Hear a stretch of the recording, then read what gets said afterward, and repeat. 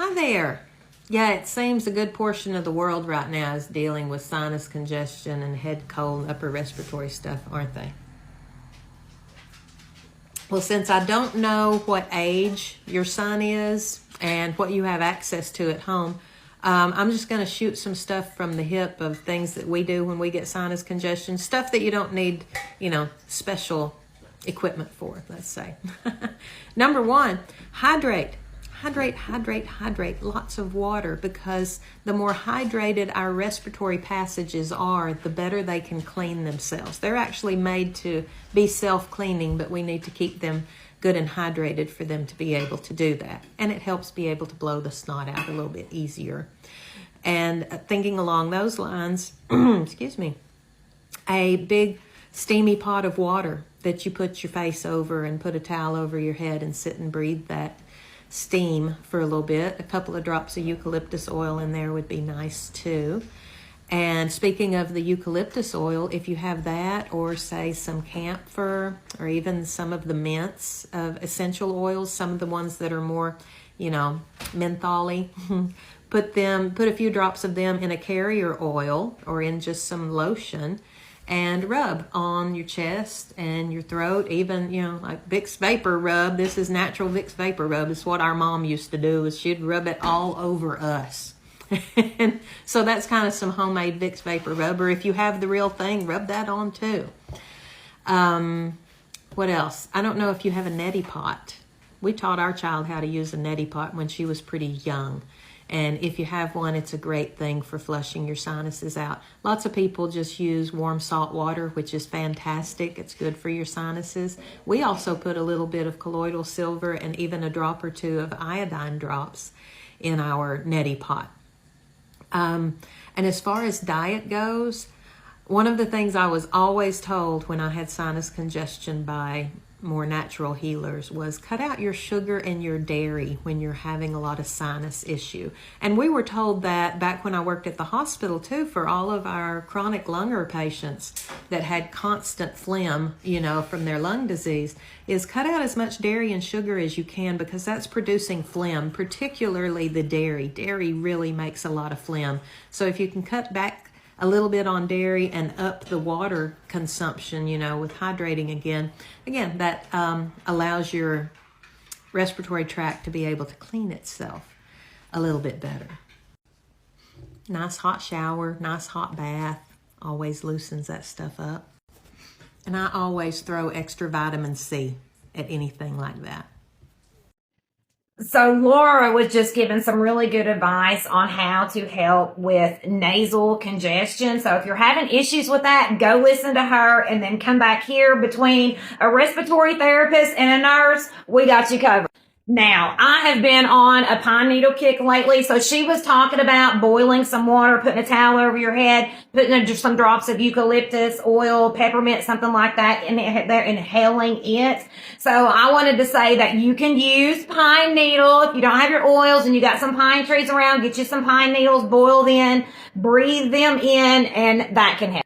Next, and this is a big one, is a castor oil lymphatic massage. When I had Omicron, I couldn't it hit me really bad nasally, and I didn't get it completely cleared up until I did this. I was like, Brooke, come on. So what you're going to do is get some castor oil, and I don't like eucalyptus is too strong for my face, so I like to use like a peppermint, rosemary, or pine.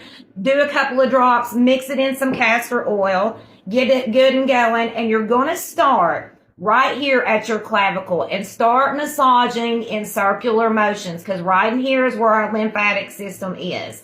And you're going to want to work your way up your neck, okay? And our lymphs kind of go in like a 7 here. So you're going to do circular motions and pushing it down, getting this lymphatic system stimulated. Rub. And a lot of times, guys, we're blocked up here because we're blocked down here. And you'll be able to feel it. So once you get your clavicle going, get all this stimulated and going and working it down, then you can move up here. start right here and do some little circles, and it will feel so good. Okay, so start doing a little circular massage through here, and then push it back and down into the lymphatic system. Little circular motions, push it back and down into your lymphatic system and help get all that flushed out of our heads. Then you can move, do your forehead, same thing, little circular motions, push it back and down towards your lymphatic system. And do this, for a good few minutes to get it going and just get it all and it's gonna help drain it out. And you can even kind of push down further into your armpits because the lymph system goes there. So getting your lymph system stimulated and unblocked is definitely going to help get rid of that lingering congestion that you've got. So what can we do at home for chest congestion? There's actually several things. So we'll start kind of where I left off in this other video with the lymphatic system. This is so crazy because I never thought I'd be on the internet teaching anatomy. So our lymphatic system is part of our immune system, and it helps detox our bodies. So in the previous video, I was talking about the lymph nodes in your neck. They're all over the body, but they're mainly in our necks, our armpits, and our groin. So if you're having the lung congestion, what you would want to do is stimulate the lymphs in your arms because that's, the closest to our lungs. So get some castor oil. You might not want to use any of the mint oils in this area because it is a sensitive area, and kind of go down on into your arm. Massage that out. And what we were taught in nursing school to do for our respiratory patients is cupping. And that's where you make a cup with your hands. And you're going to want to hit on the chest, both sides, and down the back. Get somebody, down the back, or if you're doing this for your kid. And what this does is it stimulates the lymph system and helps break up any of the mucus in there for us to get it up and out. Now, we were also talking about in the video boiling some water and putting some oil, peppermint, eucalyptus, rosemary, or pine in, covering your head with a towel, and breathing in that steam for 15-20 minutes. That's going to help loosen it up and break it up too. And as Laura was talking about in her video, you want to avoid dairy products and increase your water intake. Some herbs that I absolutely love for respiratory health are pine needle, mullein, and oregano. Pine needle, mullein tea is something great to drink if you're having, respiratory problems. And I absolutely love oil of oregano for the respiratory system. It's also antiviral, antibacterial. I am such a fan of oil of oregano. Over-the-counter wise, Mucinex. I'm a fan of Mucinex, and I actually think that the name brand works the best, but if you can't afford that, then generic would be fine. But that also will help break it up and get it out as well.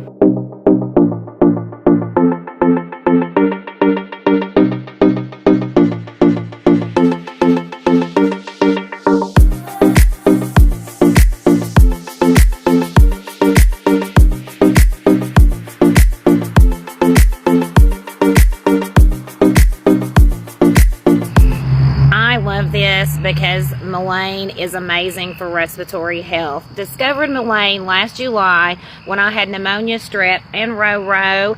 First cup of tea from fresh leaves and I could breathe again.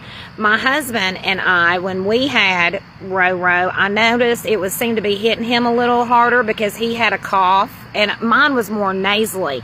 So I grabbed my stethoscope, listened to his lungs, and he had some rails going on. So I went straight to my kitchen, made us tea with white pine needle, goldenrod, and mullein, and knocked it right out of him in a day. Like, he was literally amazed. He could not believe how much better he felt. And I was like, you forgot you are married to a Jedi Master. And what's really sad is those of us who were trying to tell people what they could do to help themselves through all this were getting banned left and right. I also really like oil of oregano for any kind of respiratory infection because it has antiviral and antibacterial properties as well, and it is just really good for the lungs. I actually worked with a doctor who healed herself of a lung disease using oil of oregano. The wild lettuce is good for respiratory health. I'd come across a girl on YouTube who actually lives in East Tennessee. I think she even lives in my city, but she actually grows mullein and wild lettuce for her COPD and says she has cured it using those two plants. White pine needle is also great for respiratory, plus it's antiviral as well. The quercetin in the goldenrod, and the goldenrod is an anti-inflammatory, but it works with the shikimic acid, so it's like nature's Tamiflu.